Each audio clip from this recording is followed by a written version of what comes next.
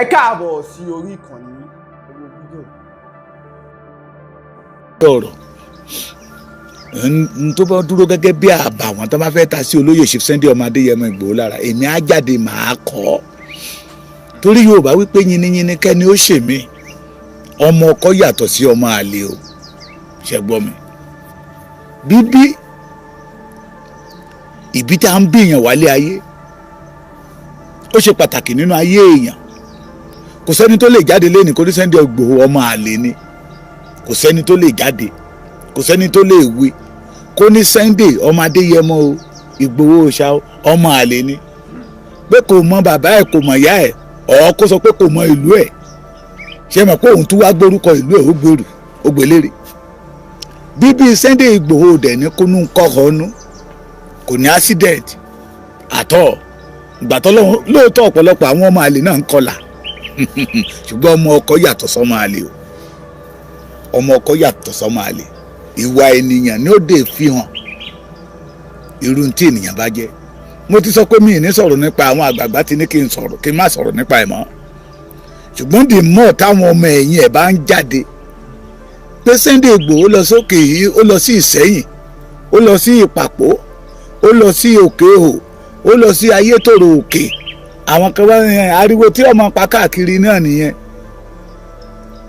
tọ́tún jáde títa tọ́tún ṣe program ààrẹ yàtọ̀ sí ẹni tí ń pariwo káàkiri ìlú tí ìyá ọ̀dọ̀ wọn bá kiri àrà máa pa yín lẹ́yọ kọ̀ọ̀kan ni torí bàbá yín abọ́ rẹ̀ ọ̀gá yín abọ́ rẹ̀ kò ṣe ìran kóòtù òjíire lórí kankan bẹ́ẹ̀ ni nígbà tí Fúlàní ti ń pa ìran Yorùbá kí ni bàbá yín abọ́ rẹ̀ ṣe agbọ́pá tí ń gbọ́pá kiri afẹ́yìnjọ ìyàwó di kò lè gbẹ́dìyẹ Sunday Ìgbòho òjò ìyàwó di ó gbó kọjá ẹ̀dìyẹ let me tell you one thing torí mi ò fẹ́ pẹ́ láàárọ̀ ẹ̀ rárá mo ṣe ń padà bọ̀ wá appreciate everybody that celebrate me yesterday but ọ̀rọ̀ Yorùbá ọ̀rọ̀ kóòtù òjíire ọjọ́ ọ̀la wa ó ṣe pàtàkì tabarẹ́ni tó dìde tó ní kí ọjọ́ ọ̀la Yorùbá mọ̀ mẹ́hẹ̀ẹ́ tabarẹ́ni tó dìde tó ní àwọn bàbá wa àwọn ìyá wa tó wà l'Amẹ́ríkà tán bá ń bọ̀ nílé kì í ṣe kí kán máa ní ẹ̀jẹ̀ ríru kí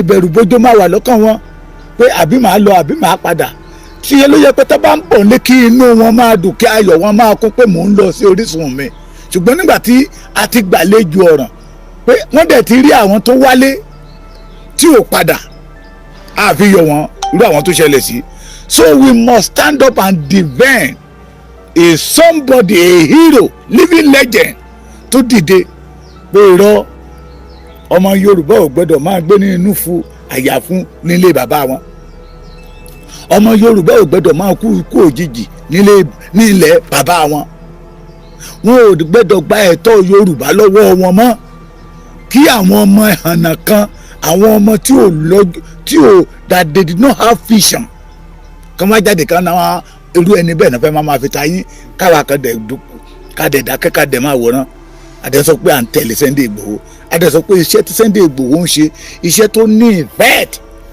lára all the Yorùbás kò tí ì bẹ̀rẹ̀ o ó sì ń ya ọ̀dọ̀ àwọn lọ́balọ́ba káàkiri ni bẹ́ẹ̀ ni inú ti ń bí wọn when they did not have the opportunity let me tell you one thing ìwọ tó láriwo ni Sunday Ìgbòho ń pa káàkiri tó ń pariwo káàkiri ọ̀dọ̀ àwọn ọba ariwo yẹn máa ṣiṣẹ́ o God ó ṣiṣẹ́ ńgbà tá à ń lọ sí Ìṣẹ́yìn inú mi dùn pé kì í ṣe mi nìkan mo wà nínú mọ́tò níbi tá a ti béèrè pé ẹjọ́ Ìṣẹ́yìn là ń lọ tó dáwọ́ òun mo fẹ́ ìgbà àkọ́kọ́ tèmi máa dé Ìṣẹ́yìn nìyẹn pé ẹjọ́ ibo la máa gbà dé Ìṣẹ́yìn nígbà tá a kọjá Ìbàdàn tó ń júwe ọ̀nà fún wa wọ́n ní kìíní kankan àwa ní a fẹ́ lọ pàdé olóyè Sunday Ìgbòho mẹ́ni wọ́n ní Sunday Ìgbòho ń bọ̀ mẹ́ ìkànnì òun máa débẹ̀ ṣáájú wa kò yí ìmájẹ́ àwọn ọmọ Ìṣẹ́yìn tó bá ń gbọ́ mi lọ́wọ́ bóyá bàbá Èkìtì ń parọ́ ni bóyá òótọ́ ọ̀rọ̀ ni mò ń sọ àwọn Fúlàní táwa ń pàdé lọ́nà wọ́n ń palẹ̀ ẹrù wọn mọ́ ni ọba ìlú gan sọ ó ní tí àwọn ará bíbà ẹ̀ bá gbọ́ pé Sunday Ìgbòho wọ̀lú ọ̀pọ̀ nínú wọn ò ní sunú ìlú ilé ni bẹ́ẹ̀ náà ló ṣe rí ní Ìṣẹ́yìn ìyẹn ni pé ariwo tí Sunday bí wọ́n tiẹ̀ ṣe gbé bí Sunday Igboho ṣe ẹsẹ̀ kan tó yìí fi wọlé, ìbẹ̀rù àti ìpayà ó ti ń bá àwọn Fúlàní. And irú àwa yìí nígbà tá à ń bọ̀ girigirigiri gbé ojúmọ́ jàre bàbá mi, nígbà tá à ń bọ̀ nígbà tá à ń lọ sí Ayétòrò Òkè táwọn ènìyàn pariwo Ìgbòho ṣá ó dé padà, Ìgbòho ṣá ó dé padà, ẹ wá wò bí wọ́n ṣe ń palẹ̀ ẹrù wọn mọ́. ìyẹn ni pé ariwo yẹ ó ń ṣọ̀kẹ́ àwọn ọ̀tá. ìyẹn ni pé the presence of Sunday Igboho in Yorùbá land ó ń kó ìpayà bá àwọn tí ń ṣekú pa ọmọ Yorùbá. ó ń kó ìpayà bá wọn. tí àwọn lọ́balọ́ba tá a dẹ̀ lọ ń bá tí wọ́n appreciate Igboho pé yes ohun àní là ń gbé lárugẹ nání àṣẹgìtà nání èpòogi. What is the impact of ààrẹ agbọ́pá ààrẹ abọ́rẹ̀ jù kó bọ òkun kó lọ bọ ọ̀sà. And God, some of us as have reason wọ́n ti rí òdodo ọ̀rọ̀ ní ìta sọ wípé ẹni tí ẹ fi joyè abẹ́rẹ́ tí ń bọ gbogbo òṣàkiri yìí tó ló ń bọ gbogbo òṣàkiri ṣé kìí ṣe májèlé ló ń fún ṣé kìí ṣe ìwọ ló ń fún àwọn òṣàlẹ̀ Yorùbá torí iṣẹ́ tí wọn ò rán ló ń jẹ́ èyí tá a gbélé lọ́wọ́ kò lè ṣe. ọmọ ẹ ló mú ẹ gbọ́rọ̀ àwọn tó ń tẹ̀lé lẹ́yìn, it is better you caution them. bí mo ṣe ń sọ wípé ìbí Sunday olóyè Sunday ọmọ Adéyẹmọ Ìgbòho ṣá kò ní kọ́nu kọ́ kò ní kọ́nà ó lọ straight ni. a bí ní ìlú Ìgbòho, ó dàgbà ní Ìgbòho, ó gbé ní Ifẹ̀ Mọdákẹ́kẹ́. kò yí imagine ní ìlú tá a lọ lánàá Ìṣẹ̀yìn family Ìgbòho ń bẹ́ẹ̀ bẹ́ẹ̀ Òkèò family ẹ̀ ń bẹ́ẹ̀ bẹ́ẹ̀ Ìpàpọ̀ family ẹ̀ ń bẹ́ẹ̀ bẹ́ẹ̀. ìyẹn ni pé ojúlówó ọmọ kóòtù òjíire pọ́nbélé ní Sunday Igboho ṣá ìgbà tó tún máa fọbalé ó fi là ó gbélé ẹ má wọrí tó bá dọ̀là èmi náà máa kọ́ láti tèmi. ó fi là ó fi dé ìjọ́mọ ọkọ ó fi dé ládé. ó wá gbé ọ̀pá pé èmi ò ní ìgbà kan máa pa ìran mi nípakúpa ó gbé dání. That is why you see people àtọmọdé àtàgbà tí wọ́n rọ́ tẹ̀lé gẹ̀rìgẹ̀rì lẹ́yìn torí pé ẹni tọ́lọ́run ọba mìíràn ó yàtọ̀ fún ẹni tó ń ṣe àwòkọ́ṣe. Ìgbòho òde yọjú hàn wá no kò yọjú náà iṣẹ́ tọ́lọ́run ọba mìíràn ni. ó sọ̀rọ̀ kan bíi 2023 pé tó bá jẹ́ pé òun mọ̀ pé ìjàngbara lòun á wálé ayé wá ṣe, tó bá jẹ́ pé Ọlọ́run ti fi wọ́n tẹ́lẹ̀ pé òun máa jà fún ẹ̀tọ́ ènìyàn ni òun ò ní níyàwó dípò bí pé kò ń bímọ. That is the level of love tí Ìgbòho ṣò fún ìran tó ti jáde. lára ìran tó ti jáde yìí náà láti pè ní olè pé ó gba owó lọ́tún ó gba owó lọ́sì tọmọ ọlọ́mọ ò dẹ̀ gbà kankan. orúkọ mélòó ni wọn ò ti pè é, ọ̀rọ̀ àbùkù ọ̀rọ̀ àlùfàǹṣà wo ni wọn sọ fún Sunday Igboho. síbẹ̀síbẹ̀ kò wó bẹ̀ pé àní Fúlàní ò ní pa wá. ní yesterday in the morning tí mo pe olóyè pé kábíyèsí olóyè ó ní Ọlọ́run ní kábíyèsí bàbá Èkìtì, Ọlọ́run tó dá ayé àti ọ̀run ní kábíyèsí. mo ní wọ́n máa pè mí ní òmàrán olóhùn náà òun gan ti pè wọ́n lọ́hùn pé ohun tó ń ṣẹlẹ̀ ń bẹ ká tètè mójútó. wọ́n ti pe òun pé àwọn ọmọ Èkìtì wọ́n ajókòó tẹ́tẹ́rẹ́ àmọ́ pé tó ti rìnà tó ràn dó mu àrán mélòó ló mu àrán sẹ́kìtì mélòó tó bá ti dẹ́kìtì ó ti dóńdó tó bá ti dóńdó ó ti dé Ọ̀ṣun mélòó ní òun àrán sẹ́kìtì. But we call somebody gbogbo ẹnikẹ́ni tó bá dìde pé wọ́n fẹ́ dìfẹ́ǹdì ìran Yorùbá òun jà fún ìran Yorùbá. iṣẹ́ ààrẹ ló ń ṣe, ààrẹ ló ní iṣẹ́, ààrẹ ní number 1 olórí ogun gbogbo ilẹ̀ Yorùbá àrà máa pa yín lẹ́yọ kọ̀ọ̀kan. Show us a really important role tí ààrẹ yín ti kó. Ó lè wọṣọ funfun kó lọ sétí òkun kó lọ bọ olókun, ó lè lọ sétí ọ̀sà kó lọ bọ ọlọ́sà, ó lè lọ sí ibi tí àpáta wà kó lọ bọ àpáta, tó dẹ̀ jẹ́ pé èèwọ̀ ló ń fún wọn jẹ. When we need somebody that can defend the Yorubas, your ààrẹ tó ń pè lórí ogun ilẹ̀ Yorùbá reject us, run away. Ìgbà yẹn ló ń sọ fún wa pé ààrẹ tó ń jẹ ààrẹ mọ́dà ni ọmọ kékeré sì lòun. Did not tó bá jẹ́ pé ó mọ̀ pé irú situation tó ń ṣẹlẹ̀ lọ́wọ́lọ́wọ́ yìí ó máa ṣẹlẹ̀ ní oyè ààrẹ yẹn gan kò ní gbà á. See another thing, kò ní gbà á. Mo ti sọ fún yẹn kàn máa fi gbọ́rọ̀ ni. Lára àwọn tó jọ wà, tell me somebody that can tell us pé Sunday Igboho ọmọ ládé Aláàfin Ọ̀ládé adé aládìkún lágbàfà Aláàfin pé Sunday Igboho betrayed òun rí. Kó sọ kẹ́mi yẹn jáde síta pé Sunday Igboho ó betrayed òun, maybe business or ní ọ̀rọ̀ Yorùbá yìí. Ọ̀wọ́n dẹ́gbẹ́ kò tí ẹ̀ wọ́n ní ẹgbẹ́ kan ìgbà kan lẹ sọ pé ó wà nínú OPC ẹ̀yin lẹ́kọ̀ọ́ ń ṣẹ́. Say it out. Sunday Igboho betrayed me, but your ààrẹ betrayed Baba Frederick Fasheum, scattered the OPC, destroyed the OPC. When the OPC turn introduce the OPC give Yoruba honor, energy. Àwọn tí ò bẹ̀rù Yorùbá bẹ̀rẹ̀ sí bẹ̀rù Yorùbá, but when your ààrẹ collaborate with àwọn kan pé Baba Frederick Fasheum ń ṣe òṣèlú tán pé OPC yẹlẹyẹlẹ, ẹ̀sùn tí bàbá yín ààrẹ wá fi kan Baba Frederick Fasheum òun gan wá ń ṣe. Sunday Igboho mọ̀lé o, ó mọ̀lé bàbá ẹ̀ o, ó mọ̀lé bàbá ẹ̀ ní Igboho. We are going there tomorrow. Àyìn ará Igboho ẹ máa múra lẹ̀, ọmọ yín ń bọ̀, ọmọ ládé Aláàfin Ọ̀ládé adé aládìkú lágbàfà Aláàfin, ọmọ aládé ṣẹ̀ṣẹ̀ fún bọ̀. A máa wo ìlú Igboho gùdẹ̀ lọ́la.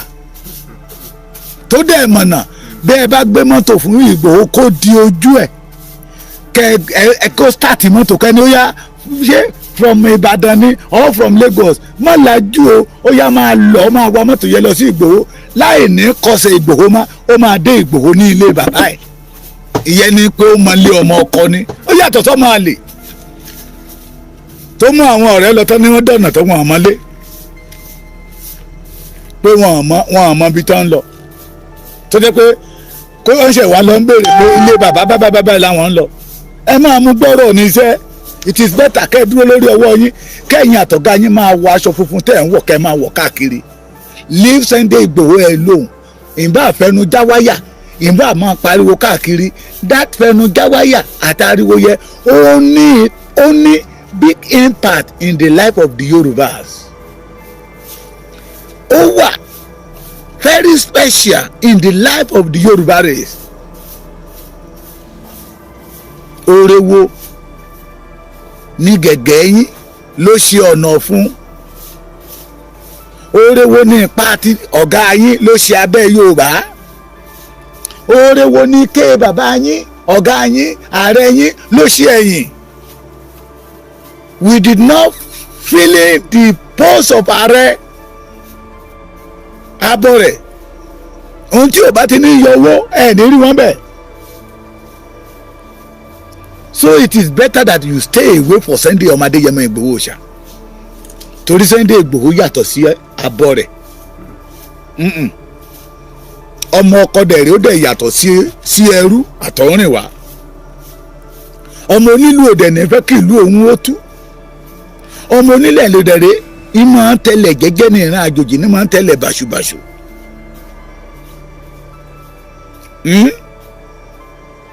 Show me the impact that make your ààrẹ tí ẹ lè fi fọwọ́ sọ̀yà pé lóòótọ́ àti lódodo olórí jagunjagun ilẹ̀ Yorùbá ni. Just show me one impact tí a lè rí tá a lè máa fi kan sára sí. Stop it deceiving people. Leave Sunday Igboho alone. Ẹ dára fún yín bàbá mi jàre.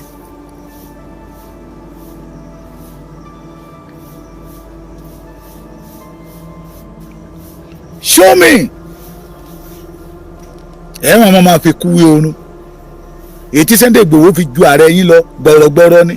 Ààrẹ yín gan sọ ó ní tí Sunday Igboho ṣe yìí òun ò lè ṣe kó lè ṣe. Ọmọ ọkọ dẹ̀ rí.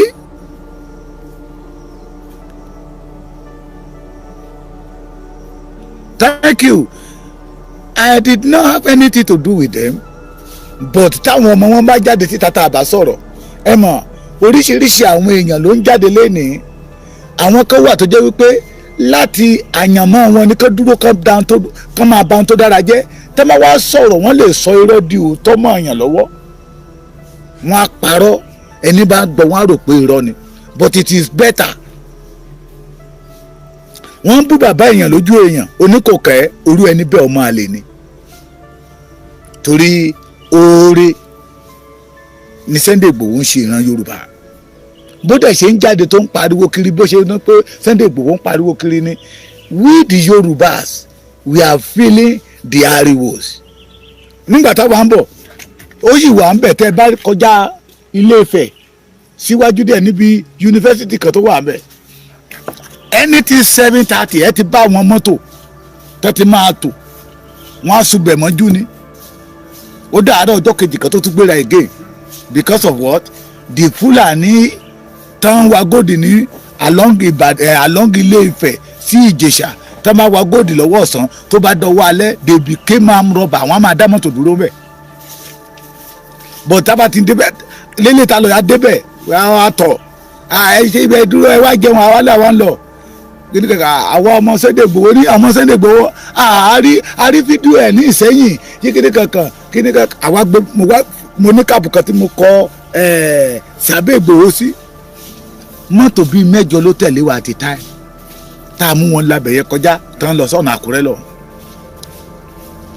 We feel the impact of Chief Sunday ọmọ Adéyẹmọ Igboho ṣá.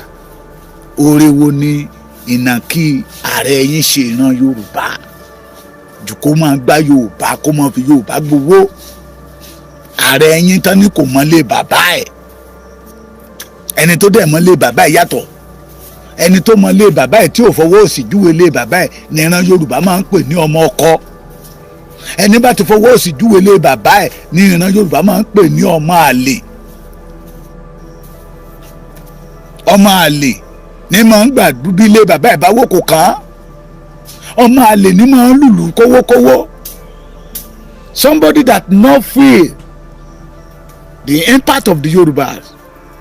Somebody that not care the way the Fulanis. Tí ọ̀gá yín bá jẹ́ olórí jagunjagun. Tí ààrẹ yín bá wà important lóòótọ́. Kí ló dé tí ò ti lọ sí ilẹ̀ Ìgbómìnà?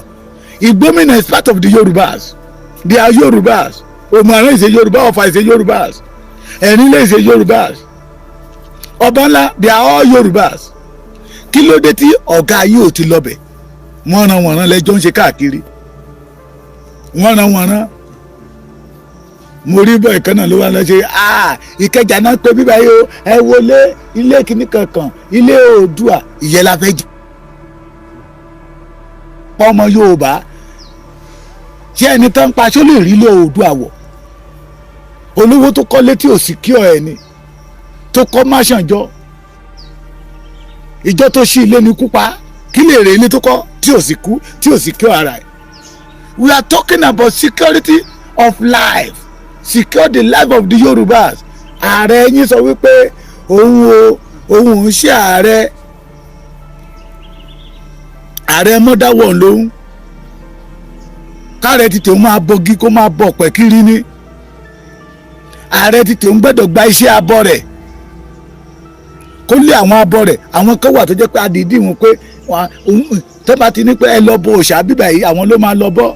Ṣùgbọ́n ààrẹ yìí ti di abo òòṣà ó ti kó ogun mélòó ló jà ní wọ́n sọ pé nígbà tí ààrẹ ń jà fún ìran Yorùbá kò jà fún ìran Yorùbá o when they have fashion when they create fashion among the OPC tán kojú ìbọn síra wọn ní Òkìrò mú ààrẹ yín it did not fight for any Yorùbás. Sunday Igboho dìde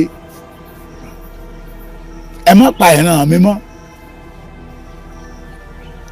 Fúlàní ti borí ọkàn wa Fúlàní ti gbàkóso we cannot do anything in our own land again wọ́n ti lé àwọn àgbẹ̀ kúrò lóko tẹ́ bá lọ lójú ọ̀nà gan wàhálà ni ẹ bá délé epo tí àwọn ará bíbá ẹ̀ táwọn ìbá dé tọmọ Yorùbá bá kíù lọ àwọn ò ní kíù wà á dákẹ́ ni títẹ̀ fi máa tẹ́pọ̀ títí wọ́n dé tán ṣùgbọ́n when the Sunday Igboho came out tó ṣan spinal cord wọn ní Ìgàngán tó lé Sẹ́ríkì Ìgàngán bí ẹni lé bígbà tẹ́nìyàn bá lé ewúrẹ́ kò lọ́jà jìnnìjìnnì bò wọ́n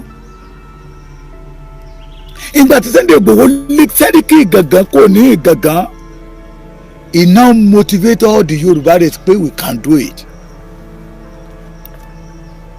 We did not feel the impact of your ààrẹ abọ́rẹ̀ leave Sunday Igboho alone tẹ́ ẹ bá fẹ́ kàgbákò tẹ́ ẹ bá fẹ́ rí ìbínú onílẹ̀ security department tó kàn yín sí we have different security a mọ̀ pé ó ti tọ̀nù OPC di private security ká ẹ lọ máa ṣí gate ní company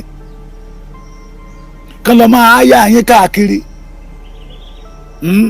ọmọ tí ò gbọràn sí òbí àtìyá ẹ̀ lẹ́nu ntọ́lọ́pàá wà fún nìyẹn ṣùgbọ́n OPC ló kún sí OPC ló máa ń bá wa mú ọmọ tí ò gbọ́ràn ṣé that is the purpose tí bàbá Fẹ́dí Fáṣọ̀hún fi create OPC we want to know and we don't want to túṣu désàlẹ̀ kòkò but if you are continue attacking Sunday Igboho ẹ máa kàn dé nínú yọ somebody like me mi ò ní fi yín lọ́rùn lẹ̀ torí ẹni tí ò fẹ́ kẹ́ni ó kú ẹ mọ nǹkan tí Yorùbá fi máa ń pe orò lànà ni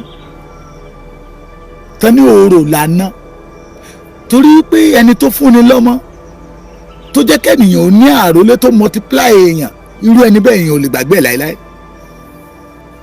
tí ò jẹ́ kéèyàn ó kó àkúrun ni Yorùbá fi ń pe ló fi ń pe àwọn àná ní orò ẹni tó jáde nígbà tí ojú ń pọ̀n èèyàn tó ní no I will not allow you to kill my people again tán fi sọ́tún tán fi sósì wọ́n kó ṣẹkẹ́ṣẹkẹ̀ sí lọ́wọ́ wọ́n kó sí lẹ́sẹ̀ they declare wanted wọ́n rán lọ sẹ́wọ̀n because of pé ẹ má pa àwọn èèyàn mọ́ síbẹ̀síbẹ̀ ọ̀pọ̀ Yorùbá gan tuntun tọ́ sí lára síbẹ̀síbẹ̀ oníṣàyà ikú òjijì iṣẹ́ enough is enough for the Yorùbá land irú ẹni bẹ́ẹ̀ ti rí pé kò fẹ́ kí ìran wọn parun ni n tó mú mi ní ìrìn àjò tí a rìn lọ́jọ́ sátọ̀dẹ̀ wá mú mi rò pé lóòótọ́ mo ti rí impact n tó mú kí Sunday Igboho dúró gẹ́gẹ́ bí tí Ọlọ́run fi rán gẹ́gẹ́ bí messiah to the Yorùbá race and mo ti wá rí impact tí ò jẹ́ kó náà lè sọ pé mi ò lè ṣe torí ọ̀pọ̀ la rán a máa rán ọ̀pọ̀lọpọ̀ níṣẹ́ tó bá ti rí ewu tó wà ń bẹ̀ àdọ́jì ẹ̀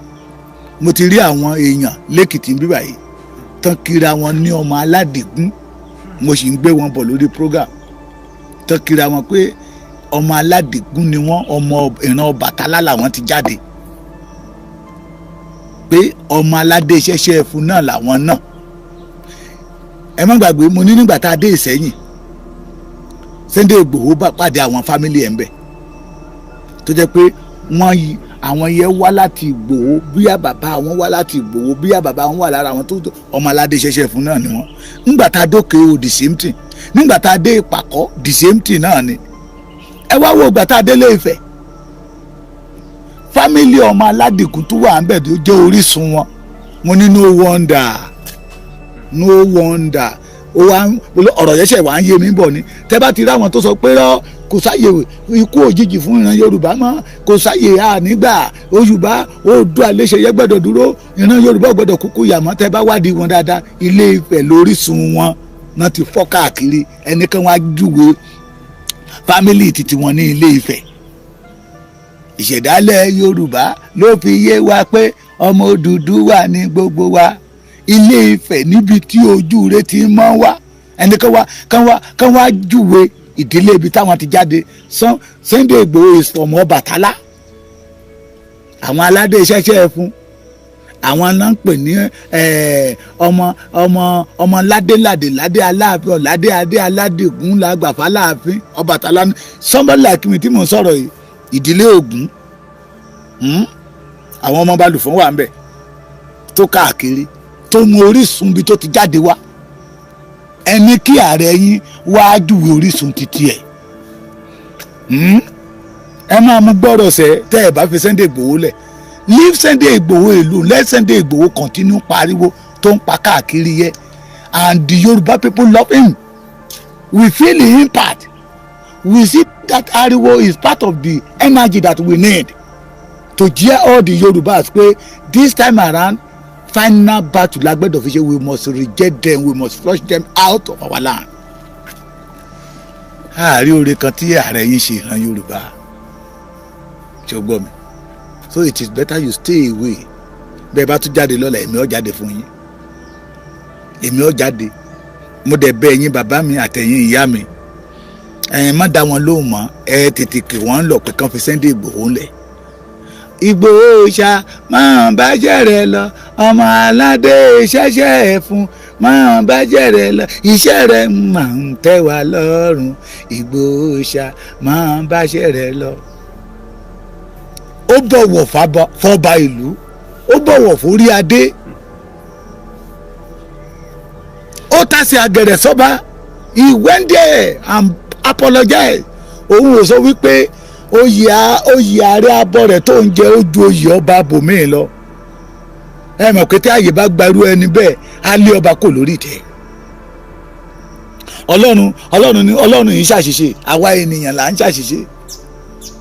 onígbéraga ìgbéra ìrìn ìgbéraga ọkàn ẹni tí ò jẹ́ nǹkan kan tí pera ní mẹ́wàá. ẹjọ́ máa kàbùkù pọ̀ ní tẹ́ ẹ bá fi Sunday Igboho lẹ̀ ó jura wọn lọ. nígbà tó ń wọ̀ tìtàn lọ bá Sunday Igboho ìmídélé ló tẹ́wọ́ gbà àwọn tó lọ bá àwọn bíi ìyá jagun. ngbà tán pé bàbá yín ààrẹ abọ́ rẹ̀ yín we must strategize ká tó bẹ̀rẹ̀ irú iṣẹ́ bẹ́yẹ ó máa ná wa lówó we have more than 20 billion náà ni wọ́n fi ṣe. ikú ń pọ̀ ọmọ Yorùbá lọ ń pariwo 20 billion. ìyẹn kẹ́dẹ̀ jáde síta he did not ask for any kobo. He spent our own money to survival of the Yoruba race. ó jura wọn lọ o. Sunday Igboho yàtọ̀ sí abọ́ rẹ̀ ọmọ ọkọ dẹ̀ yàtọ̀ sí ọmọ àlè ẹrú lẹrú ọmọ jẹ́ ọmọ ọkọ náà lọmọ ọkọ ọmọ jẹ́. ìwà ẹrú á yàtọ̀ sí tọmọ ọkọ bẹ́ẹ̀ náà ni ìwà ọmọ ọkọ á yàtọ̀ sí ti ẹrú. Sunday Igboho ti fi hàn pé ojúlówó ọmọ ọkọ lòun. Can you imagine who am I? Kí ni èmi ló ń jẹ́ bẹ́ẹ̀? Who am I?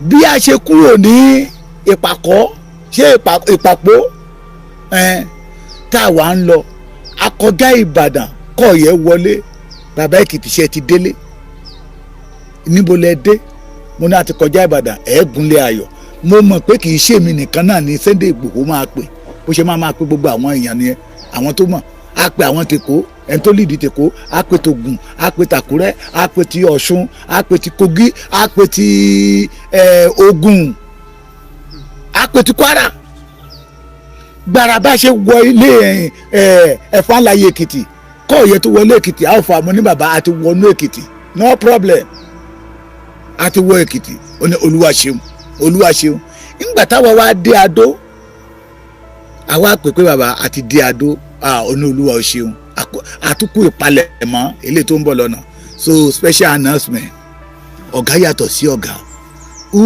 have the characteristic of leadership is Sunday Igboho who feel the pain of the Yoruba race is Sunday Igboho tí ò dẹ̀ ṣàmúlùmálà onímọ̀ọ́nì kí n tó sọ fún yín we are moving tomorrow again to Igboho town ẹ̀yin ọmọ Igboho ẹ máa múra lẹ̀ ojúlówó ọmọ kóòtù òjìrè ń bọ̀ á pàdé ní pálásì bàbá wa ọ̀nà oníbodè ti ìlú Ìgbòho mo fẹ́ ní Ìgbòho Èkìtì Oh my God, Ìgbòho má wọrí, mo ti sọ fún yín pé ọmọ Èkìtì ni. Irin táàrin ó nípa rere, and let's continue it. Tí a bá ti pé ọkàn àwọn ọba wa ti wálé, wọ́n ti rí pé ariwo táwọn ọmọdé yìí pa lóòótọ́ táwọn ò bá tètè káràmásìkí mọ́ ìlú máa tú wọn mọ́ wọn lórí. If our all of us unite again, the journey will be easy for us. La fi ń pariwo ẹ̀yin òpètàn ẹ fi tán lẹ̀, ìtàn kọ́ ló kù wá ibi ènìyàn yín pa ìtàn ní ojú ogun, àwọn ará bíbá ìfẹ́ bá wa jagun ni. Fídíò kan wà lọ́wọ́ mi níbi tí brata tó ti ń kó àwọn tẹ́rọ́rìsì ẹ̀tàn jọ ń ṣe mítì papọ̀, èdè ara wọn náà dẹ̀ ń sọ àdègbèdè yẹ, torí la fi ń sọ wípé àwọn ará wọ̀nyí wọ́n ń palẹ̀ ogun mọ́. Ṣé ló yẹ káwa náà dẹ̀ máa múra alẹ́ dè wọ́n? Ẹ̀wọ̀n tó ṣẹlẹ̀ ní Òmùaran, ẹ̀wọ̀n tó ṣẹlẹ̀ ní Kwara ní ìpínlẹ̀ Ìgbómìnà. Ṣé tó bá jẹ́ pé ìgbà tí Sunday Igboho ti ń wí ní gbogbo wa ti gbáradì tá a ti ṣera wa lọ́kàn, ṣé ẹ rò pé ohun tó ń ṣẹlẹ̀ á ṣẹlẹ̀ ni? Ẹ jẹ́ kí ẹ̀mí ọmọ Yorùbá ó jẹ́ àkọ́kọ́ nínú gbogbo tí a bá ń ṣe. Ẹ jẹ́ kí ẹ̀mí ọmọ Yorùbá ó jẹ́ àkọ́kọ́, ó ṣe pàtàkì. La fi ń dá ọmọ ọkọ mọ̀ yàtọ̀ sí ọmọ àlè.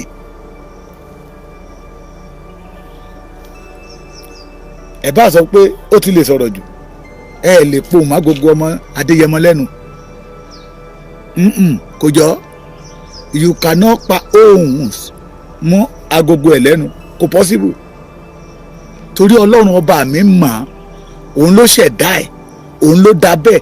Ọlọ́run ọba mi mọ̀, ó rí yín lẹ̀ kó tó sọ pé Sunday Igboho ló gbé fún. Ọlọ́run mọ̀ pé tó bá jẹ́ pé ẹ̀yin ló gbé fún, nígbà tí ìran Yorùbá wà nínú ìpọ́njú, ẹ̀yin gan ẹ̀ bá tó pakún ìpọ́njú ọ̀hún ni. Ó rí yín lẹ̀, adániwáyé rí yín lẹ̀ kó tó sọ pé Sunday Igboho ìwọ ni mo gbéṣẹ́ yìí fún. Ó rí yín lẹ̀, tó ẹ yé bínú orí mọ́, ká ẹ yé fífi ìlàdé dodo, ó jura wọn lọ o, ọmọ Adéyẹmọ jù yín lọ.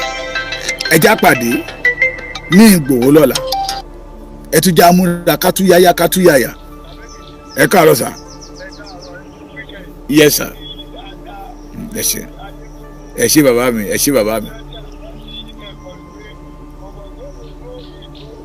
Ogójì mo kọ lẹ́tà sáyà mi. Ẹ sẹ́ndì ẹ̀ sí mi kẹ́jẹ́ kí n wò ó. Ẹ sẹ́ndì ẹ̀ lórí ẹ ṣé bàbá mi, á dára fún yín. Ẹ ṣé gan. That is what bàbá yẹn sọ pé àwọn rí wa ní Ìgbòho ní òkè wò. People love what Sunday Igboho is doing now. Òun ò fẹ́ rán àbùkù pé àwọn ọba wa, ẹ rí i pé kò sọ́dọ̀ ọba tí ó dé àná kó wọṣọ 1 billion. Sunday Igboho máa nà fẹ́lẹ́fẹ́lẹ́ ńlẹ̀ ni, kì í ṣe pé kọ́mọ àlè kan máa na ọwọ́ sí ọba, kọ́mọ àlè kan máa na ọwọ́ sí ọba, kọ́mọ àlè kan máa fi ọ̀pá tilẹ̀ níwájú ọba, ọ̀pá tó jẹ́ pé àríkò láwọn àánú ẹ̀, ìjọ́ ta bá máa gba ọ̀pá yẹn lọ́wọ́ ọ̀gá yín, tá máa fọmọ lórí, gbà yẹn ó máa gba tápà lọ. So stay away for Sunday Igboho. Leave Sunday. If you cannot join the race, Igboho ti wá bá yín, ó ti wá bá abọ́ rẹ̀ yín nígbà kan, ẹ ṣáájú káwa máa tẹ̀lé yín lẹ́yìn. Igboho dìde sọ pé I cannot go against this man because tí n bá go against ẹ̀ mo go against Aláàfin Ọ̀yọ́ tó fi jọba ni, tó fi jẹ ààrẹ ni. Ó tún sọ̀rọ̀ nígbà kan, ó ní ẹni ẹ fọwọ́ kàn wá, ìgbà yẹn lẹ́ máa mọ̀ pé ààrẹ ń bẹ lẹ́yìn wa, àṣé ààrẹ ò jẹ́ nǹkan kan. Ṣé wẹ́ Sunday Igboho tó ti sọ̀rọ̀ àbùkù, tó ti sọ̀rọ̀ àlùbànṣà sí ààrẹ yín, but we can a lè kó bí 8-10 jáde síta. Ààrẹ yín tó yẹ ká máa pè ní ẹnu ń já wáyà, ẹ̀yin ń pe Sunday Igboho ní ẹnu wáyà. Stay away for Sunday Igboho. This is warning. Mi ò fẹ́ dárúkọ ẹni o. If you come out again, màá mẹ́sẹ̀ orúkọ àti gbogbo àwọn tó wà lẹ́yìn ẹ̀. Torí I know you very well. Ọ̀tá ìran yín ni yín. Ọ̀pọ̀lọpọ̀ ni yín, ojúlówó ọmọ Yorùbá ni yín. Ṣùgbọ́n torí pé 20,000 30,000 tán fún yín, ó mú yín sọjọ́ ọ̀la yín nù. Ó mú yín kẹ́yìn sí ìran yín. Ó mú yín di ọ̀tá ọjọ́ ọ̀la ọ̀tá orísun tẹ́ ti jáde. Bẹ́ẹ̀ dẹ̀ rí àwọn àgbà Yorùbá wá wípé odò tó bá ti gbàgbé orísun ẹ̀, gbígbẹ ló máa gbẹ. mo kí yín ẹ̀yin ọmọ Yorùbá a tún pàdé. We are prepared for Igboho journeys ọ̀la náà tó ní on the 16th bí a ti ń lọ láyọ̀ là á máa bọ̀ láyọ̀. ẹ̀yin ará Èkó, ẹ̀yin ọmọ Èkó, ẹ̀yin tọ̀ṣun, ẹ̀yin tòǹdó, ẹ̀yin tògùn, ẹ̀yin tọ̀yọ́ tá à ń gbà lálejò lọ́wọ́lọ́wọ́, ẹ̀yin Kwara, ẹ̀yin Kogi, most especially ẹ̀yin gómìnà, àkókò rẹ̀ tẹ́ máa darapọ̀ mọ́ wa ká lè jọ lé àwọn agbésùmọ̀bí out of